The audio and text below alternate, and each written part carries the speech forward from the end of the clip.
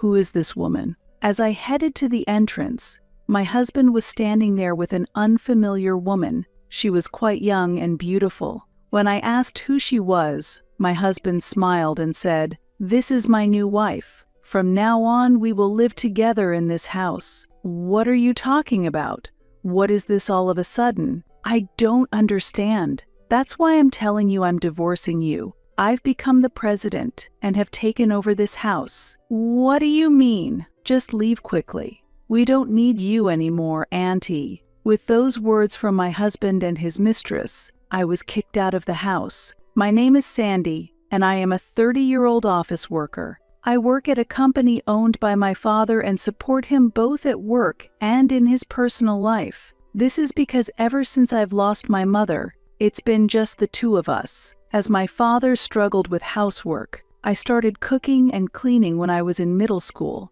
and also made lunches for him. My father appreciated my efforts and taught me studies. Thanks to him, I was able to get into a good high school, and later I went on to university. To repay my father, I chose to work at his company after graduating from university. The workplace was filled with kind people, and I felt a great sense of satisfaction when everyone cooperated and achieved great results. I felt motivated and thought it's a good, at-home company. In such an environment, one day, I had a fate-like encounter. A man named Joey joined the company as a mid-career hire, and although he was 2 years older than me, I was immediately drawn to his warm atmosphere and way of speaking. He was enthusiastic about his work and quickly became friends with other colleagues, making me feel that he is a very good person. At first, we were just colleagues at work, but after a year-end party, we started to talk more personally,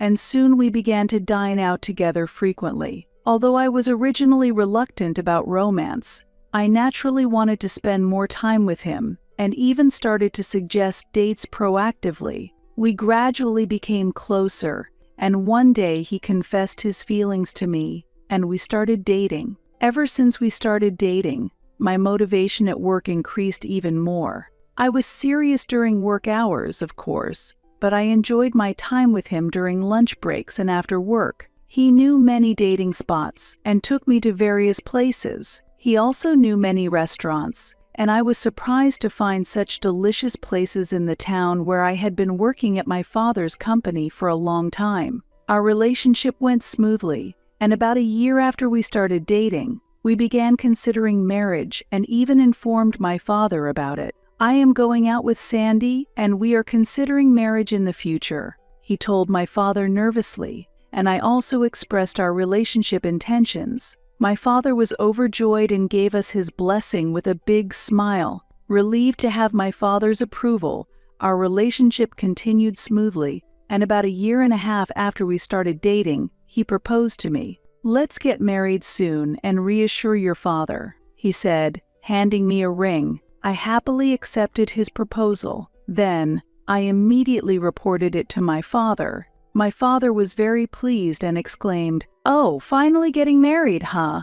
Afterwards, we visited his family home, and I met his mother. It turned out that he also grew up in a single-parent family, and his mother had divorced his father early on. The reason for their divorce was his father's infidelity. When Joey was still young, his father left the house with his lover. His mother returned to her parents' home and began studying for a national exam with their support. After diligent effort, she passed the exam successfully 2 years later. The exam she passed was the bar exam, and after completing her training, she began her career as a lawyer. Originally, she had graduated from the Faculty of Law and was eligible to become a lawyer, but she had once given up on her aspirations. She quickly found a job, married, and then gave birth to Joey, choosing to live as a housewife. However, after experiencing her husband's infidelity, she decided to surpass him and successfully became a lawyer. Her strict nature was also reflected in her parenting,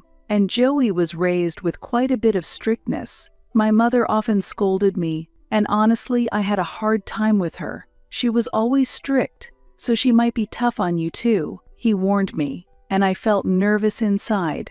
Okay, understood. But I really admired the capabilities of his mother, who passed the national exam. Then the day came when I met his mother for the first time. Nice to meet you.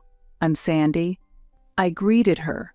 With a stern expression, his mother responded, Nice to meet you. I'm Joey's mother. She was polite, but there was an air of tension. Please, come in, she said, and I entered the house. Yes, I replied, realizing she was indeed the strict person he had described. During the marriage introduction, I was asked many questions and there was a tension like that of an interview, but ultimately she approved of our marriage. After that, Joey and I had our wedding and started our new life together. We enjoyed our days, commuting and returning home together as we worked at the same company. When everyone at work called us the ideal couple, it was embarrassing but made me feel happy. On weekends, we went driving or traveling together, creating many fun memories. Every day, I felt truly glad that I married him. However, there was one concern I had. It was about my mother-in-law. We regularly visited Joey's mother. We felt it was necessary to check on her as she lived alone. However, each time we visited, she would say harsh words to me. Sandy, you need to believe in yourself more. You should be able to clearly refuse things you dislike. If you can't refuse unreasonable demands or handle troublesome matters, you won't be able to cope when you're in trouble. Yes, I understand. Do you really understand what I'm saying? Yes, I do. Make sure your responses are firm, too.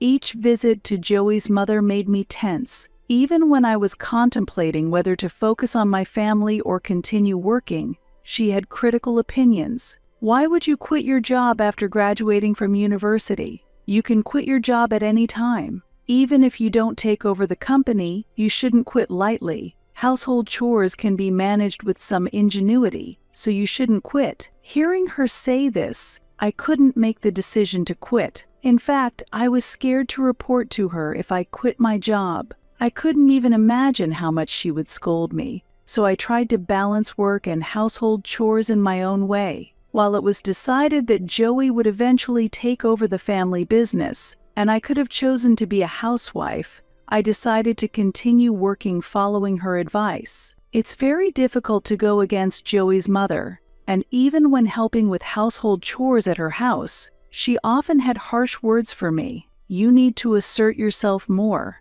Keeping your ground is important because the only person who can protect you is yourself. Her words often hurt me deeply, but Joey always comforted me. My mother is just as strict with herself as she is with others. That's why she has few friends. Don't take her words too much to heart. His words brought me relief. After that, we started to reduce the number of visits to Joey's parents' house. However, another concern arose regarding my father's health. Every time I saw him, he appeared tired. Are you okay? Do you feel unwell? I would ask, and although he would respond with no, I'm fine, it was clear he wasn't in good health. One day, while working, my father suddenly collapsed and was rushed to the hospital. Fortunately, his life was not in danger, but he was quite weakened, and the doctors advised us to live with him if possible to monitor his condition. When I discussed this with Joey, he immediately agreed. We should live with your father and keep an eye on him since I'm worried about his health, Joey said. Thank you, Joey. Initially, my father hesitated to live together, but after I strongly argued that we should prioritize his health, he agreed. We moved into my childhood home to start our life together. Living together went smoothly, and Joey and my father built a good relationship. I was comforted by being able to live close to my father. As he grew older, he became less active than before. It's inevitable that he wouldn't always remain energetic, and with age, sudden deterioration or illness became a concern. Amidst this, there was something slightly worrying. One day, when I returned home from shopping, I found Joey on the phone in the bedroom. Yeah, everything will be in our hands soon. Don't worry, everything is going according to plan. I was curious about what he was discussing, but I decided it was best not to eavesdrop on his phone conversation. I went to the kitchen to put away the groceries,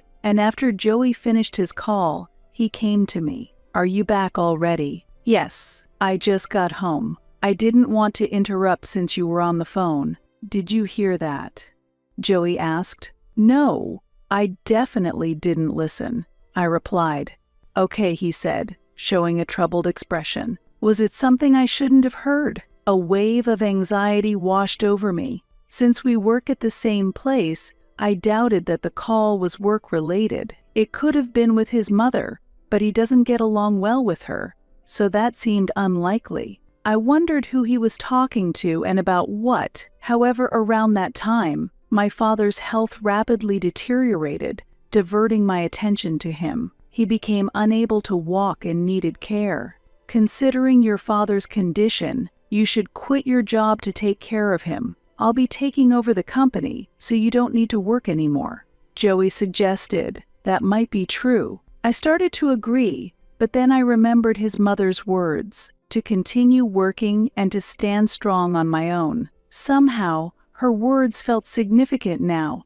"No, let's hire a daytime helper," I decided. "Huh." Joey looked surprised. "I think there would be a great deal of instability for the company if my father were gone. Even if you become the president, having been the president's daughter at the company for so long, I want to be a source of moral support for everyone. Plus that way I can support you too," I continued. "I see." Joey appeared slightly disappointed. Despite his concern, I felt that quitting my job was not the right choice. Following that intuition, I decided to act on my own resolve. Afterward, my days were filled with a busy schedule of work, household chores, and caring for my father at night. My father seemed apologetic, but repaying him was not a burden to me. Meanwhile, Joey also became busy with taking over the company, making our lives even more hectic. Amid this busyness, we received joyful news I was pregnant. My father was extremely happy to hear this news and eagerly awaited the birth of his grandchild. I too was overjoyed to know that I would be able to show my father his grandchild's face. However, when I told him about the pregnancy, Joey's expression clouded momentarily. "You're pregnant?" he asked. "Yes, it's our child. Aren't you happy?" I responded. "Of course I'm happy. It was just unexpected and surprising, that's all," he said. "Well, you're going to be a dad now, so you've got to do your best," I said. Yeah," he replied, somewhat reluctantly, which concerned me. After a safe delivery, my father met his grandchild for the first time and wept with joy. When we visited Joey's mother, who is usually quite strict, she too showed a gentle smile upon seeing her grandchild and lifted the baby up. "She's truly adorable. Sandy, you did well, giving birth while also managing work. Household chores and caregiving must have been incredibly hard." She praised me, and I felt surprisingly pleased. Maybe Joey's mother wasn't just strict after all. Many people celebrated the birth of our child, which was very heartening. Going forward, I intend to focus on parenting in cooperation with Joey. However, shortly after, my father's health rapidly deteriorated. Despite receiving treatment in the hospital, he passed away a week later. "Dad, why?" I grieved. It was then revealed that my father had been diagnosed with cancer 6 months ago and had been told his time was limited. However, he had kept this fact hidden because he didn't want to worry me. My father didn't want to sadden us by revealing his illness with a child on the way. He was determined to live long enough to see his grandchild, a testament to his strong will. Learning of my father's feelings, I couldn't hold back my tears. The funeral was held and many people attended. It became clear how much my father was loved. Seeing the friends and colleagues who came to pay their respects, I managed to perform my duties as the chief mourner without shedding tears, maintaining composure throughout the ceremony. After the funeral, we sorted through his belongings. During this time, Joey naturally took over as president of the company. For about a month, everything was peaceful. However, after that, something unbelievable happened. That day we were hit by unexpected bad weather with a torrential downpour. Joey said he was going out to shop, but I felt uneasy. While I was feeding the baby milk, Joey returned. I went to greet him at the entrance with relief, saying, "Welcome back. I'm home." Joey replied, Who is this woman?" As I approached the entrance, Joey was standing there with an unfamiliar woman. She was quite young and beautiful. When I asked who she was, Joey smiled and said, "This is my new wife. From now on, we will live together in this house." "What are you talking about? What is this all of a sudden? I don't understand." "That's why I'm telling you I'm divorcing you. I've become the president and have taken over this house." "What do you mean?" "Just leave quickly. We don't need you anymore, Auntie." With those harsh words from my husband and his mistress, I was forced out of the house with my baby in my arms, into the pouring rain. Unable to return home, I pressed the intercom and knocked on the door, but neither my husband nor the woman responded. Desperate, I sought shelter from the rain and remembered a small tunnel-shaped play structure in a nearby park,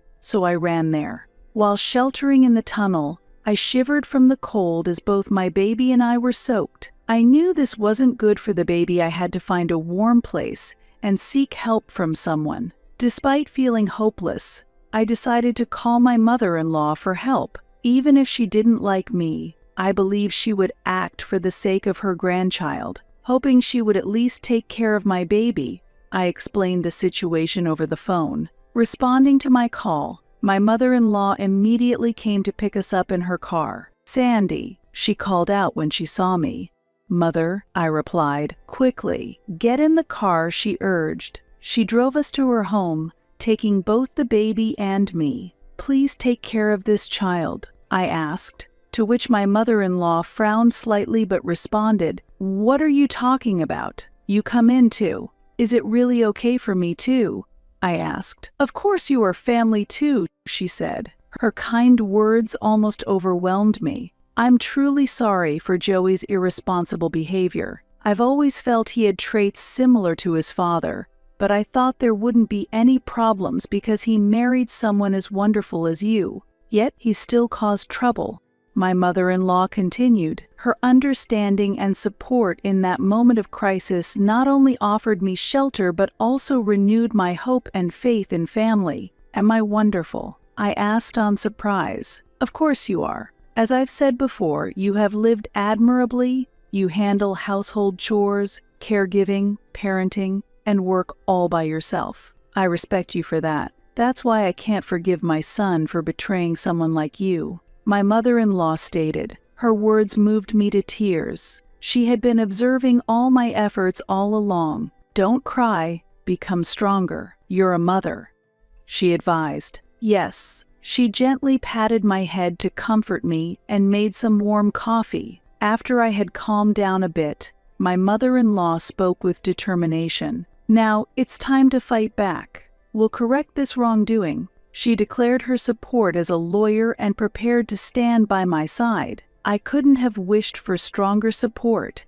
and together we crafted a plan to confront my husband and his mistress, who had unjustly taken over my home. Upon arriving at the house, my husband greeted us dismissively. "What are you doing here?" However, the moment he realized his mother was behind me, his expression turned to one of shock. "Why is Mom here?" he asked. "Joey, today I am not here as your mother, but as a lawyer. We have a lot to discuss, so let us in. If you refuse, we will meet in court," my mother-in-law stated, and reluctantly, my husband let us in. The mistress was visibly shocked to see my mother-in-law and me, but became even more astounded upon learning that she was a lawyer. "Let's start the discussion. You said you've inherited the house, but where are the documents for that? Sandy was supposed to inherit it," my mother-in-law questioned. "I've properly prepared the documents and completed the procedures, so there's no issue,"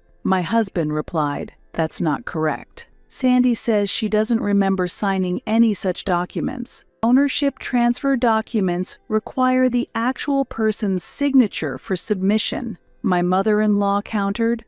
Caught off guard by her assertion, My husband stumbled over his words. It appeared that the documents had been forged. My mother-in-law pressed my husband further. Document forgery is a legally punishable act. Do you understand what you've done? I won't let you get away with claiming ignorance. Even if you didn't know, you can't escape responsibility. She continued. My husband started to sweat profusely as his panic became evident. The mistress also lost her composure. Looking around anxiously, Sandy signed it. She was just upset and forgot. My husband attempted to defend himself, but I calmly rebutted. No, I did not sign anything. A handwriting analysis will prove it. You forged the documents. That's a clear fact. My husband floundered, mumbling, well, Joey, stop this nonsense. My mother-in-law scolded, causing him to literally stagger. Sorry I had her forge it, he confessed. This makes the evidence complete. My mother-in-law stated, indicating a voice recorder. My husband turned pale, speechless, and immobilized. Anyway, as Sandy's attorney, I demand that you divide the property and leave this house immediately, she declared. Why are you supporting her, Mom? My husband pleaded. Sandy is a respectable person. Once she married you, she became part of my family, making her important to me too. My mother-in-law responded.